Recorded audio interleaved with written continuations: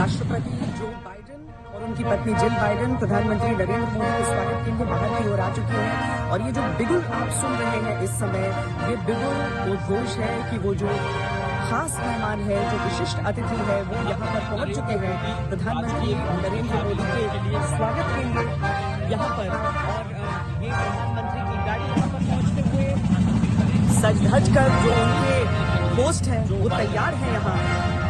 राष्ट्रपति Biden, first lady doctor Jill Biden और प्रधानमंत्री नरेंद्र मोदी, जिनके लिए लाल कालीन इस समय बिछाया गया है, जिस पर होकर देखिए वो आगे की ओर जा रहे हैं, कितनी आत्मीयता से यहाँ पर मुलाकात करते हुए राष्ट्रपति बाइडेन से, और उसके बाद साथ ही फर्स्ट लेडी से एक छोटी सी अनौपचारिक बातचीत भी यहाँ पर आप सुनिए। उन सबको करते हुए तस्वीरों के लिए यहाँ सामने पोज कर रहे हैं, जो कि प्रोटोकॉल है, जो कि नियम है, जिसको इस हिसाब से यहाँ पर किया जाता है। और उसके बाद प्रधानमंत्री अब भीतर जाएंगे। मेन्यू बहुत सोच समझकर यहाँ पर तैयार किया गया है, बहुत सोच समझकर इन सारी चीजों को तैयार किया गया है कि प्रधानमंत्री शाकाहारी खाते हैं तो शाकाहारी व्यंजन किस तरीके के हो। यहाँ जो मोटा अनाज है उससे जुड़ी हुई चीजें रहेंगी। विशिष्ट अतिथि भीतर इंतजार कर रहे हैं, लेकिन जो सबसे विशिष्ट मेहमान है वो अब भीतर जा रहा है। श्वेता सिंह, वॉशिंगटन डीसी, आज तक। तो हम आपको ये ग्राउंड रिपोर्ट भी दिखा रहे हैं, लगातार हमारे सहयोगी भी वहां पर मौजूद है जो पल पल की अपडेट आप तक पहुंचा रहे हैं। साथ ही साथ आज तक नॉन स्टॉप ये कवरेज कर रहा है पूरी रात। अभी सुबह की देखिए 4:15 का ये वक्त हो चला है। अमेरिका में इस वक्त स्टेट डिनर में हिस्सा ले रहे हैं प्रधानमंत्री नरेंद्र मोदी। 6:45 का वक्त अमेरिका में हो रहा है और स्टेट डिनर की शुरुआत थोड़ी देर में, क्योंकि प्रधानमंत्री भी अंदर पहुंच चुके हैं। और उसी पर हम चर्चा भी कर रहे थे कितना महत्वपूर्ण, कितने इसको इंपॉर्टेंस इसकी समझी जाए इस दौरे की। अभिषेक भी हमारे साथ हैं।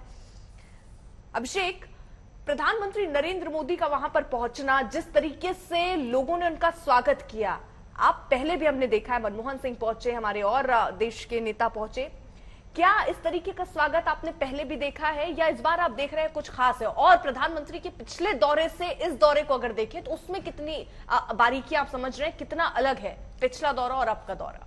देखिए, स्वागत की जहां तक बात है उस पर तो ज्यादा टिप्पणी नहीं करनी चाहिए, क्योंकि स्वागत से ज्यादा जरूरी चीजें कुछ सामने आई हैं। और जो सबसे बड़ी बात प्रधानमंत्री ने दोहराई है, चाहे वो जॉइंट स्टेटमेंट प्रेस कॉन्फ्रेंस के समय हो या फिर जब वो जॉइंट सेशन एड्रेस कर रहे थे, उन्होंने कम से कम 3-4 बार ये बोला कि यूएस और इंडिया अब एक ग्लोबल स्ट्रेटेजिक पार्टनरशिप में जुड़ चुके हैं। तो ये बहुत बड़ी बात है। जैसा कि हमारे गेस्ट भी यहाँ पे कह रहे थे कि बायर सेलर रिलेशनशिप नहीं है, इंपोर्ट एक्सपोर्ट रिलेशनशिप नहीं है। अब जब ग्लोबल स्ट्रेटेजिक पार्टनरशिप की बात होती है तो प्रधानमंत्री ने एक और बात पर टिप्पणी करी कि ये सिर्फ भारत और यूएस को इसका फायदा नहीं होगा, बल्कि पूरी दुनिया को इसका फायदा होगा।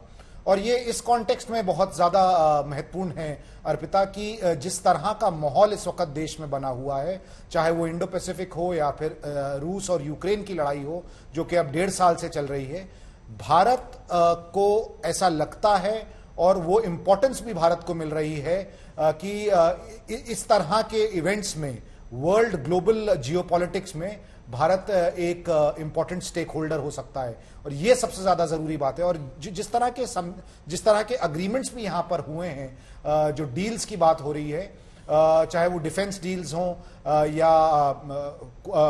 या टेक्नोलॉजी को लेके बातें हों, या फिर इसरो और नासा के बीच कोऑपरेशन की बात हो, ये एक स्ट्रेटेजिक लेवल की बातें हैं। ये सिर्फ ट्रेड की या एक दूसरे के बेनिफिट की बात नहीं है, ये बहुत बड़े लेवल पर स्ट्रेटेजिक कोऑपरेशन की बातें हैं। तो सबसे ज्यादा महत्वपूर्ण बात जो है वो इस दौरे की ये है कि एक नया रिलेशनशिप भारत और यूएस का शायद आगे आने वाले दिनों में देखेंगे। लेकिन एक चीज अभिषेक मैं यहाँ समझना चाह रही हूँ, क्योंकि देखिए बार बार रूस और यूक्रेन का जिक्र हो रहा है, वो इसलिए भी क्योंकि आज जब प्रधानमंत्री संबोधित कर रहे थे अमेरिकी कांग्रेस में, उन्होंने इस बात का जिक्र किया कि युद्ध किसी के लिए सही नहीं है और ये मतलब इनडायरेक्टली आप रूस यूक्रेन से इसको जोड़कर देख सकते हैं। और बार बार फिर बात ये उठती है कि भारत जो है वो मध्यस्थता कर सकता है।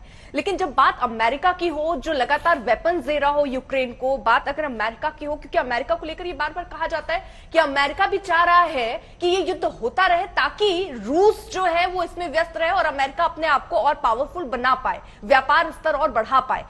क्या अमेरिका भी ये चाहेगा कि युद्ध वहां थम जाए? क्योंकि कई ऐसे बयान अमेरिका की तरफ से भी आए जिसने आग में घी डालने का काम किया है।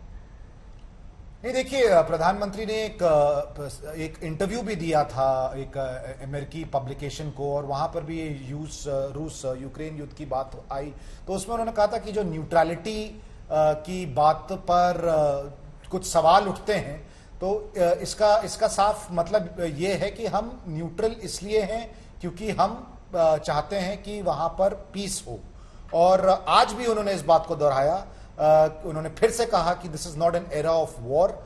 ये चीज जो पहले भी बोल चुके हैं, और कहीं ना कहीं बिना रूस का नाम लिए शायद पहली बार एक संकेत ये भी दिया कि हाँ, अब ये लड़ाई रुकनी चाहिए। उन्होंने जब टेरिटोरियल इंटेग्रिटी और सॉवरेनिटी की बात कही तो शायद एक हल्का सा संकेत रूस की तरफ था, और ये बहुत बड़ा शिफ्ट है भारत के रुख में, क्योंकि दुनिया को शायद ये लगता है कि भारत रूस का साथ दे रहा है, लेकिन प्रधानमंत्री ने बार बार ये दोहराया है कि न्यूट्रल होने का ये मतलब नहीं है कि हम किसी का साथ दे रहे हैं। तो एक और ये बहुत बड़ा जो है स्टेटमेंट है कि एक ग्लोबल पार्टनरशिप का मतलब क्या हो।